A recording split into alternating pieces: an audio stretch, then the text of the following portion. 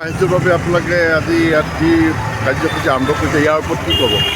ক'বলগীয়া একোৱেই নাই। আমি বহুত সৰুকৈ কেইজনমান আমাৰ এই ভাই বন্ধুকেইটাৰ লগত মিলি আমি সৰুকৈ কিবা এটা প্ৰয়াস কৰিছিলোঁ, কিন্তু বস্তুটো ইমান ৰাইজৰ ইমান ডাঙৰ হৈ যাব বুলি আমি ভবাই নাছিলোঁ।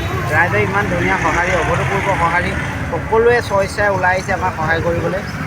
খালি আমাৰ আৰু মাজত এদিন আমি খালি সময় লৈছোঁ যাতে আমি আৰু ভালকৈ গঠনমূলকভাৱে কামখিনি কৰিব পাৰোঁ। তাত গৈ যাতে আমি সুন্দৰভাৱে এডোখৰ ঠাই আমি নিৰ্বাচন কৰি শিৱসাগৰ জিলাৰ এডোখৰ ঠাই নিৰ্বাচন কৰি তাত গৈ ধুনীয়াকৈ আমি গোটেই বস্তুখিনি ডিষ্ট্ৰিবিউট কৰিব পাৰোঁ।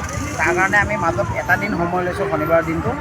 বাকী সকলোকে ধন্যবাদ। আপোনালোকে ইমান সঁহাৰি জনাইছে, ভাৰতবৰ্ষৰ বাহিৰৰ পৰাও আমাক সঁহাৰি জনাইছে, তাৰ কাৰণে সকলোকে ধন্যবাদ।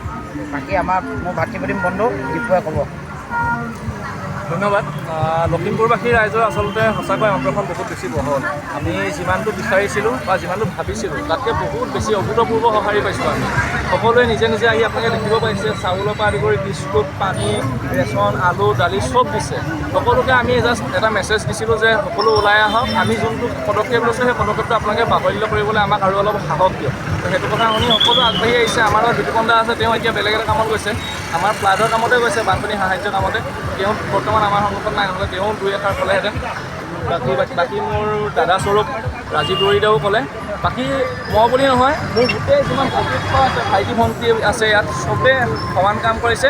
আৰু লখিমপুৰবাসী ৰাইজক বহুত অন্তৰৰ পৰা ধন্যবাদ। সাহায্যৰ আপোনালোকে আজি ইয়াত যি কাৰ্যসূচী আৰম্ভ কৰিছে ইয়াৰ ওপৰত কি ক'ব? ক'বলগীয়া একোৱেই নাই। আমি বহুত সৰুকৈ কেইজনমান আমাৰ এই ভাই বন্ধুকেইটাৰ লগত মিলি আমি সৰুকৈ কিবা এটা প্ৰয়াস কৰিছিলোঁ, কিন্তু বস্তুটো ৰাইজৰ ইমান ডাঙৰ হৈ যাব বুলি আমি ভবাই নাছিলোঁ। ৰাইজে ইমান ধুনীয়া সঁহাৰি, অভূতপূৰ্ব সঁহাৰি, সকলোৱে স্বেচ্ছাই ওলাই আহিছে আমাক সহায় কৰিবলৈ। খালি আমাৰ আৰু মাজত এদিন আমি খালি সময় লৈছোঁ যাতে আমি আৰু ভালকৈ গঠনমূলকভাৱে কামখিনি কৰিব পাৰোঁ। তাত গৈ যাতে আমি সুন্দৰভাৱে এডোখৰ ঠাই আমি নিৰ্বাচন কৰি শিৱসাগৰ জিলাৰ এডোখৰ ঠাই নিৰ্বাচন কৰি তাত গৈ ধুনীয়াকৈ আমি গোটেই বস্তুখিনি ডিষ্ট্ৰিবিউট কৰিব পাৰোঁ। তাৰ কাৰণে আমি মাজত এটা দিন সময় লৈছোঁ, শনিবাৰৰ দিনটো।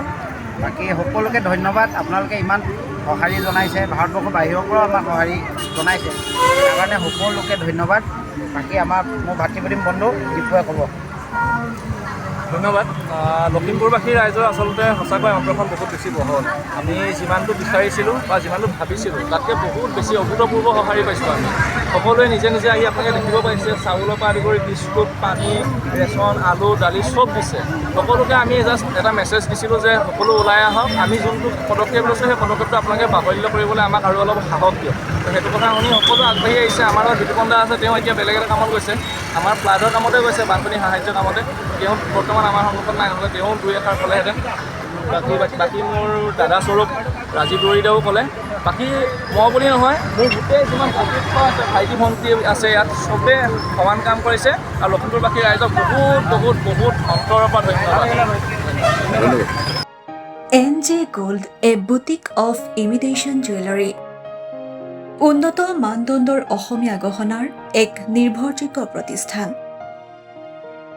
ইয়াত বিভিন্ন ধৰণৰ gold polish jewellery, bridal jewellery set, Asomiya গহনা, American diamond jewellery, anti tarnish jewellery আদি উপলব্ধ। ইয়াৰ উপৰি আমাৰ ইয়াত কম খৰচত উন্নত মানদণ্ডৰ 100% শুদ্ধ কটনৰ চাদৰ মেখেলা, মিক্স পাটৰ চাদৰ মেখেলা, লগতে টচ মুগাৰ চাদৰ মেখেলা আদিও লাভ কৰিব। তাৰ লগতে মহিলাসকলৰ হেণ্ডবেগ, লগতে মহিলাসকলৰ দৈনন্দিন লাগতিয়াল সা সামগ্ৰীসমূহ আমাৰ ইয়াত লাভ কৰিব পাৰিব। আমাৰ ঠিকনা Rajgarh link road, opposite Guwahati commerce college, নিয়াৰ কৰকচাই। আমাৰ যোগাযোগৰ নম্বৰ 8638695234 অথবা 9362967555। অত্যধিক জানিবৰ বাবে আমাৰ সৈতে যোগাযোগ কৰক এই নম্বৰত।